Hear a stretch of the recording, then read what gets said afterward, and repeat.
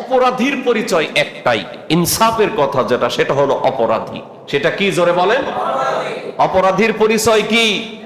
ও জামাত ইসলামের হোক, বিএনপির হোক, আওয়ামী লীগের হোক, জাতীয় পার্টির হোক, খেলাফতের হোক, সরমনায়ের হোক, অপরাধীর পরিচয় একটাই, সেটা কি বলেন?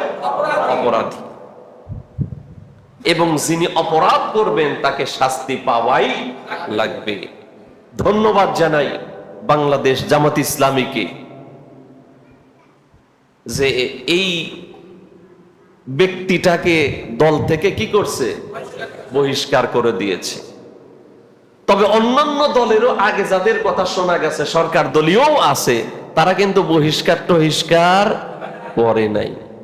জামাত বলেছে আমরা ইসিতে, অর্থাৎ নির্বাচন কমিশন যেখানে আছে, সেখানে তার এমপি পদ যাতে না থাকে ওই জন্যও চিঠি দিয়েছে। কিন্তু ইসি বলছে যে এই কাজ করলে এমপি গিরি যায় না। এর মানে ভেজাল আছে। তাহলে এই আইনি তো পরিবর্তন হওয়া দরকার, ঠিক কিনা বলেন? আকাম কুকাম করলে যদি এমপি গিরি না যায়, নইলে এর নিচে যারা আছে, উপজেলা চেয়ারম্যান মেম্বার, ওরা কইব ধরো যা খুশি তাই কর। কথা ঠিক কিনা বলেন? প্রিয় ভাইয়েরা,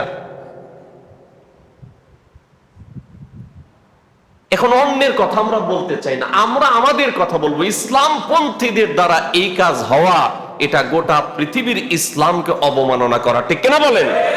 এই জন্য আমরা বলি এর দৃষ্টান্তমূলক শাস্তির ব্যবস্থা করা দরকার, ঠিক কিনা বলেন?